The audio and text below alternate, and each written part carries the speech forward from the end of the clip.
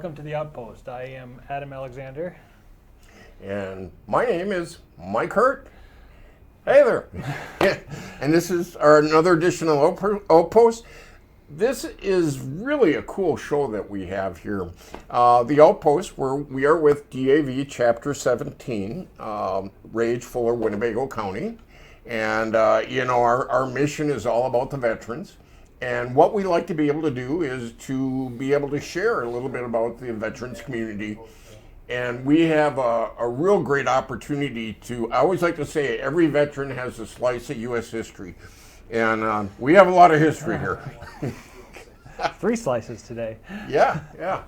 So we have with us, I'll say, the Marines are in the house, and we have 3 gentlemen here. Most of a fire team here. Yeah. And all members of DAV Chapter 17 on top of it. So, Adam, if you want to introduce our folks here. We have George Gilles, Roy Rogers on the end there, Mike Robinson in the middle. All fine, upstanding Marines, and we're going to hear a little bit about their stories today. Yeah, so this will be good stuff. And all have been very active within DAV in different roles, but we really want to take that time to focus on their service with the Marine Corps and in Vietnam. And like Adam and I, we are like Army guys. So with basic training, there's like Hollywood Marines and how does that, where did you guys go for basic? We went to San Diego. All of you? At least I did. Yeah, I'm a Hollywood Marine. Yeah. So what is a Hollywood, Hollywood Marine? It all started with the rivalry between PI, which is Paris Island, and the Hollywood Marine, and they claim that they're better than us, and we claim they're better than them. Okay. So we had a rivalry. We had a big rivalry, really? And so I did in 2003. I did have a chance to go to PI and give them a little boot in the butt, saying that we were a little bit better Marines, but it's just it's gone on forever, hasn't it? Yes, it's always been that way as far as I can remember, way back to the 50s and even the 40s, I think, after World War II. Huh. So, now, Roy, where did you go? I was at San Diego also. So all Hollywood all Marines. 3 of us. So all of you are like Hollywood Marines. You're San Diego then, Yes, right? sir. Yes. Okay. So what was basic training like for you guys? I found it very easy because I was I graduated May 26th, and May 29th of 1967 I was on my way to the Marine Corps, and I was still, I didn't get a chance to get out of shape, so it didn't bother me, and I liked it myself. Mike, This this guy's smiling over here. What? I never got in trouble. Some experiences may vary. I think boot camp was tougher than It was tough. tougher than nails. It was tough. It was. I had a black DI that he was on my case 24/7, and you can only imagine that when we did that, you had to carry a Marine like about the size of a football field, right? Yeah. Under fire and all that. And he gave me the largest Marine in the platoon. Well, theoretically and physically, I'm not capable of doing that. But mentally, he was yelling in my ear the whole way, and I made it. Wow. And I did it. I mean, it was, and even like he said, it was very tough. And then, like on the run that we had, you had to, if somebody fell down, you had to run at the end and then go back, and the Marine, we all had to pick them up and run with them. So, not like today's Marines where they send the Back farmer then, out. it was like you didn't leave anybody behind. No. Yeah. You took them with you. What do you think, Roy? Well, because of my name, I think I had it really And folks, we have Roy Rogers here. So what about your name, Roy? Well, because my name was Roy Rogers, they were always really giving me a tough time in boot camp. And especially, one of the things in Marine Corps boot camp, and maybe all of them, you never celebrate your birthday with gifts from home. And my birthday was 11 days after I went into boot camp, and I got a big box with a cake and chewing gum and all kinds of stuff. And I had to break the cake up till everybody in the platoon got a piece of the cake, and I had to chew 20 sticks of chewing gum and stick it on my head, and it had to stay up there until it fell off. It was really tough. And then that package came with a picture of Santa Claus, and the DI put it on his door of his hut. We had Quonset huts back then that we stayed in, and every time we went in to see the DI, ho ho ho ho, we had to do the Santa Claus is here. Did the DIs make Roy Rogers sing any songs? No, I never did that. Did anybody have to be trigger? No. But I was singing to myself in Vietnam. I was singing The Handyman, Jimmy Jones' song The Handyman, when I stepped on the landmine. So I blew that song to pieces. Now, you guys, did you enlist? Were you drafted, or? I had a guy that was a major teaching history at my school from the Marine Corps. Okay. And that's how I got to know about the Marines. He didn't pull any punches. He told me what it was going to be like, and it was simple. He said, just be ready, and he told me stuff that this is what you're going to face. And I couldn't face Vietnam that way, but that was a different story. But through boot camp and that, and AIT, that was good for me. So I knew what was coming. So George, you enlisted. Mike? I also enlisted. I went in on a dare. There was 2 Marines home on boot camp, and they told me I didn't have the, well, let's say, I ain't going to say the words they said. Intestinal fortitude? Yeah, I didn't have the guts to do it. So the next day I went down and joined the Marine Corps. And then when I was on the airplane going to boot camp, I wrote my parents and told them I joined the Marine Corps.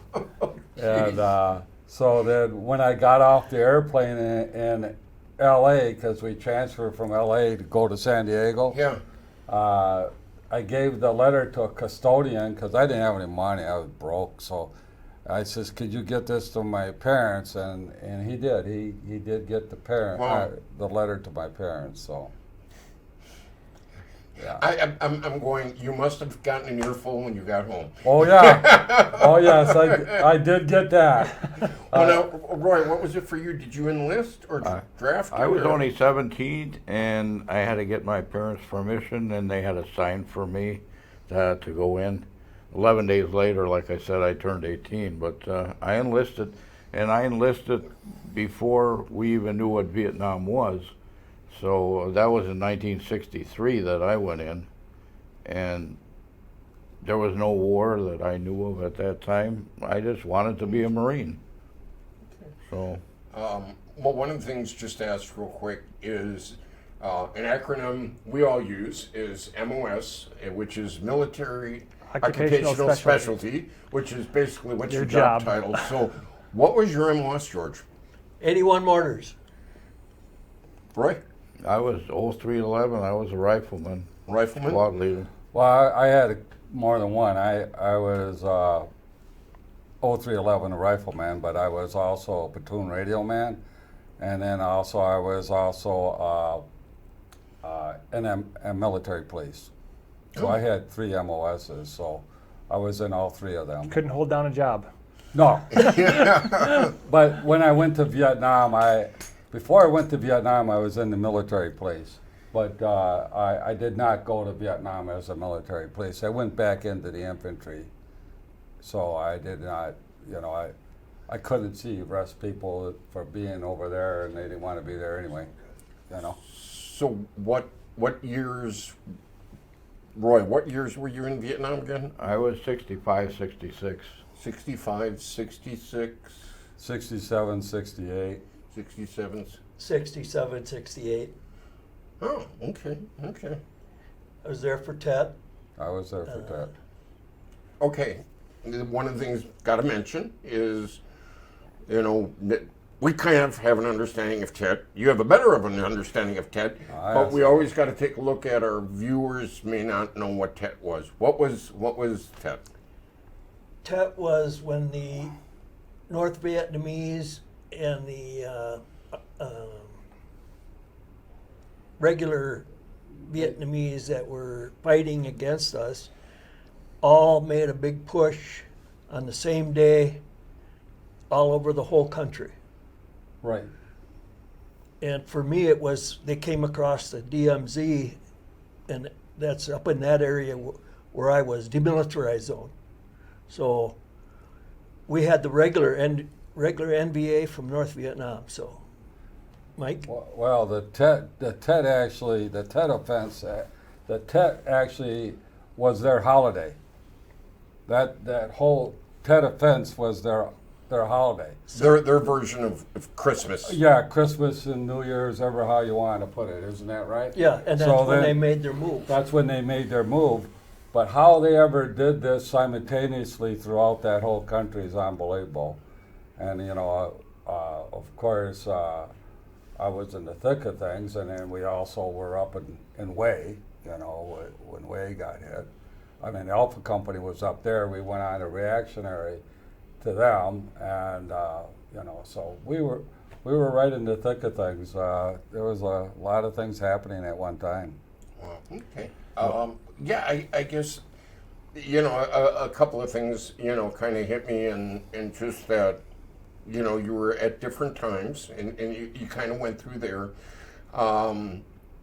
Roy, what was it like when you went, because like you had said, there wasn't a war going on. You guys knew there was a war going on. It wasn't, so what was it like when you went in there, Roy? I mean... Well, I trained other Marines for guerrilla warfare while I was in Hawaii. I was at Kaneohe Marine Corps Air Station, and we had a section of the island that we trained guerrilla warfare. So I did that for 5 months. So when I went to Vietnam, I was always watching out for when I was out on patrol, for what I had trained people for. I was always watching that.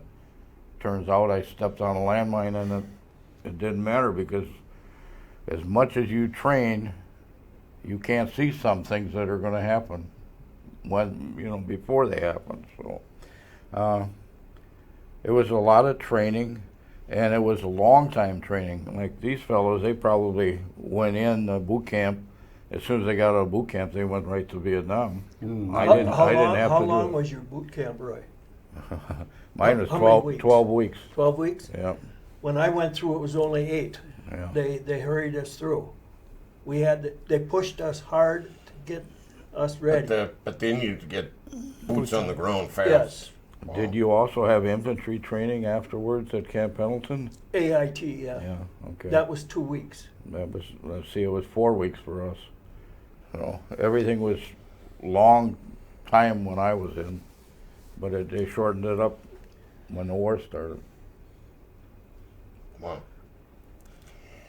I think we have it up there somewhere, but Lions of Medina is a book that's out there. Yeah. Mike, do you know something about this? Oh, I know a lot about Okay. the book. The Lions of Medina, what that stands for is that it was on Operation Medina, and the book will take you through from the time that we first came into the Marine Corps and right through the whole operation.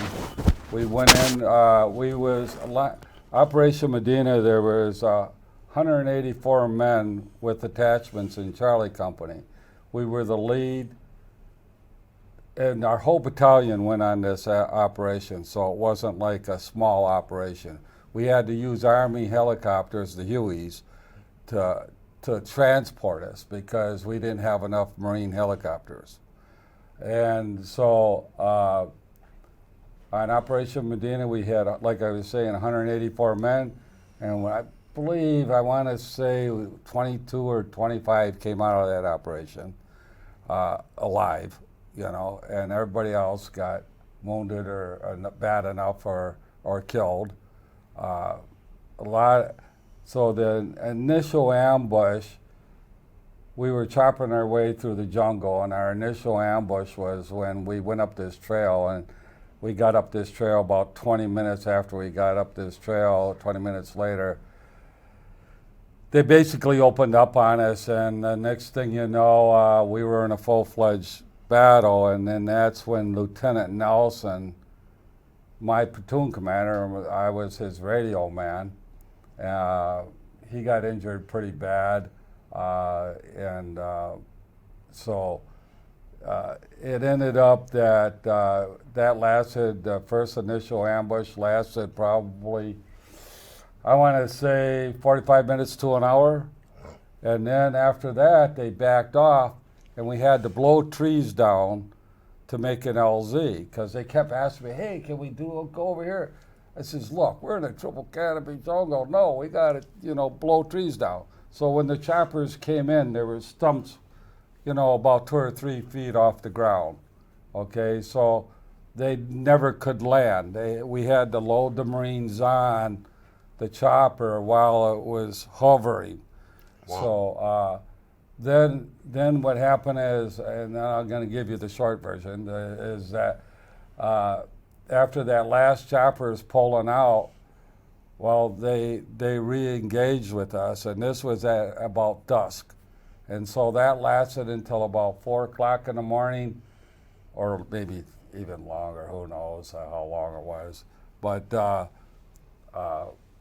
Charlie Company was pretty well out of ammo.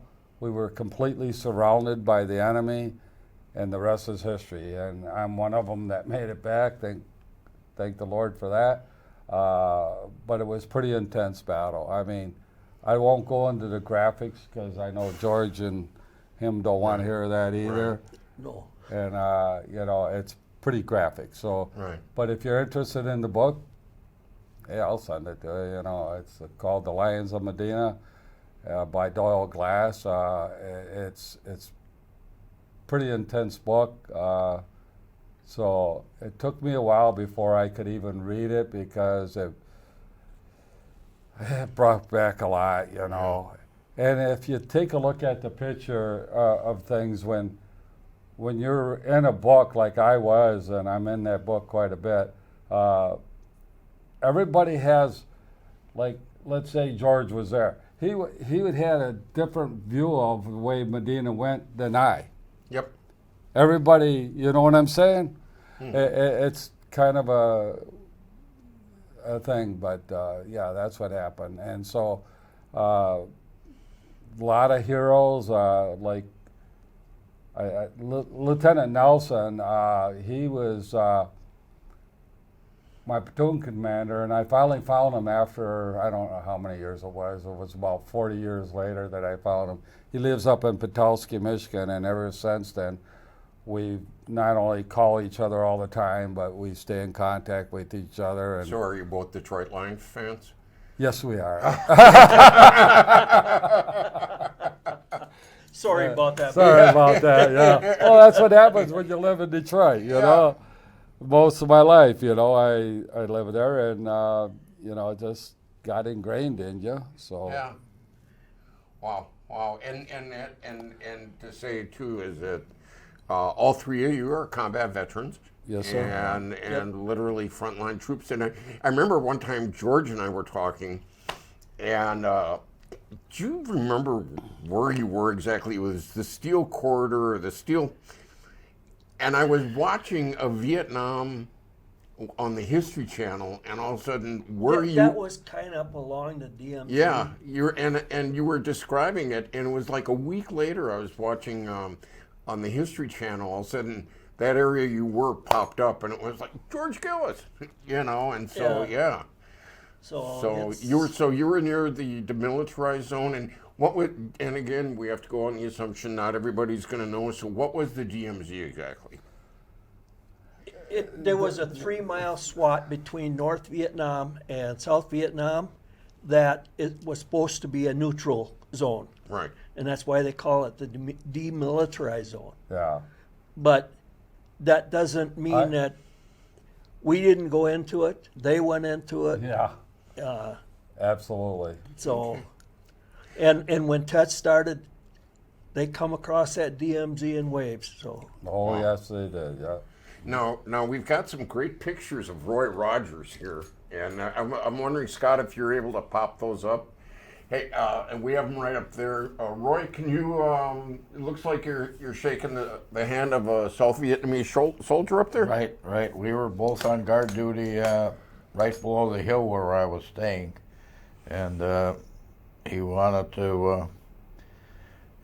to be remembered, and I wanted to be remembered with somebody from South Vietnam. So I had a lot of faith in the South Vietnamese our band troop. They were, I went on patrol once and my rifle jammed. I used the old M14s, and these guys probably used the M16s, but I had the M14 and it jammed. The shell went into the breech sideways, and one of the Arvan troops jumped in front, and he ended up dying where I could have taken a bullet and died. But I had a lot of faith in the Arvan troops back then. Oh, there's another good one. Yeah. Now is that the basic training picture? That was Well, Roy talks about friends with the Arvan. I also were friends with a whole squad of them, because me and my forward observer for the mortars, we were with them, and we helped them speak the language. And actually, I learned some of the language while I was over there. I've forgotten it now, but Yeah. yeah. Now, what's another? I think we have one more of Roy up there. I just wanted to pop. There you are in the. There you go, rest and recuperation. Yeah, but that's all of our gear. And Yeah. I ended up in Vietnam at Chu Lai, and I carried all of that on my back down the net on the side of the ship. We had more. I think I had more weight on my back than I actually weighed at that point. It was just. How much stuff did you guys like throw off for all of a sudden? You know what you came on and versus what you were out in the field with. It's depending on your situation and what you were going into. Now, like on Medina, I probably carried at least 100 pounds or a little bit more with my radio and everything. The radio alone weighed about 38 pounds. Prick 10? No, prick 25. Oh, I had a prick 10 when I was there. Okay. Yeah, and so then, you know, and I don't know about George or him. We carried the mortars. And But he had these. You were in 81s though. yeah. So he had to have somebody That's the carry. bigger one. Yeah. Well, wait, at that, but the other thing though too is, let's jump with that, George. Now you had mortars, so did you have to wander around with the mortar tube, or what did you all have, or rounds, or what did you all have to? Well, the base plate broke into two pieces. One was 23 pounds, the other one was 22. Then you had the tube, tripods, your sighting, and aiming stakes. Each one, as I said, carried by somebody different. And depending on what you were carrying on your back, you might have had 1 round, 2 rounds, or 3 rounds that you carried with you, besides your pack. Wow. Yeah. So you had to be in good shape. Yeah, and then average temperature, Roy? Oh, Very, very high. to me it was over 100 degrees all the time All over the time, there. yeah. A little warmer than our Except during, Pasadena. except during the monsoons where Yeah. you were wet all the time. Yeah. And then at 50 degrees, 54 degrees, you felt cold. Yeah. Yeah. Wow. So, I did one other question, George, I had for you on this one was because I remember we talked about how many rounds down range did you do at one time? I remember one time you guys, I don't know if you had a competition or what it was. No, or there was no counted competition. but We had to get rounds out to Right. A distance, because there was a squad out there that was looking for okay. assistance, and it was just kept pumping them in as fast as we could, making sure we didn't double load it. Oh, yeah. But I put 29 rounds in the air before the first one hit. Wow. And the longest range I went was 4 miles. It was only meant for 3, but you got to do what you got to do to help your people, your fellow. Okay. So I got to ask you guys, what was it like coming back home? Because and this is one thing I want to take a quick moment here, and I think it's important to share. I'm an Iraq Afghan guy, and we received wonderful homecomings. And the reason we got those homecomings is because you guys had our back. Because you made sure that this would never, ever happen to anybody else again. And I personally want to thank the 3 of you. I agree with you. You know, because you guys made sure that we were treated as warriors should be treated. But what was like that? I've heard They called us names, baby killers, Baby killers, yeah. throwed stuff at us. Yep, throw the tomatoes at. I could not go down. I was in the hospital for 15 months at Great Lakes, and when I'd go to Chicago, I could not go in uniform because I had stuff thrown at me and spit at, and called names, and Yeah. But we came back. Marine. The Vietnam Marines came back one at a time, or just a few at a time. World War I, World War II, they came back as whole groups, and Korea came back as whole groups. So And so they did, were welcome Iraq back. and Afghanistan. We weren't welcome back that way. We came back one at a time. Yeah, that's very true. I was fortunate enough to not fly into any airport. We flew into a Marine Corps air station, and we didn't have any problems when we got out. But when I left there, and to get on the commercial airlines is when I had problems. Because you have to go off base and then you have to fly home. I flew into California, so then of course you're going to get a lot of heat, from the people, and I did. Wow. So the minute you put, and in that time, I don't know about when they were going home, but when I went home, you had to wear your uniform. So, Okay. Yeah. Okay, now one thing with what we have left, I want to tag briefly upon. I almost feel like we could do like a part 2 with this one, but I do want to talk about the Disabled American Vets, DAV. Roy, you were a past chapter commander in Nina Menasha. I know. George, you were a past chapter commander and a district commander back in the day, and Mike, junior vice. Yeah, and you've been a very active. You're junior vice as well. What has DAV meant to you? And we're kind of wrapping up into that final Well, minute. for me, it meant a lot because I was helping veterans that were in the same situation as I was. agree. I belonged to other organizations, but mine was strictly for the DAV. How so for you, Mike? Yes, I feel the same way. And then when I first got going with it, actually I had the DAV from Milwaukee represent me when I filed my claim. So it was pretty cool to be able to have that kind of help.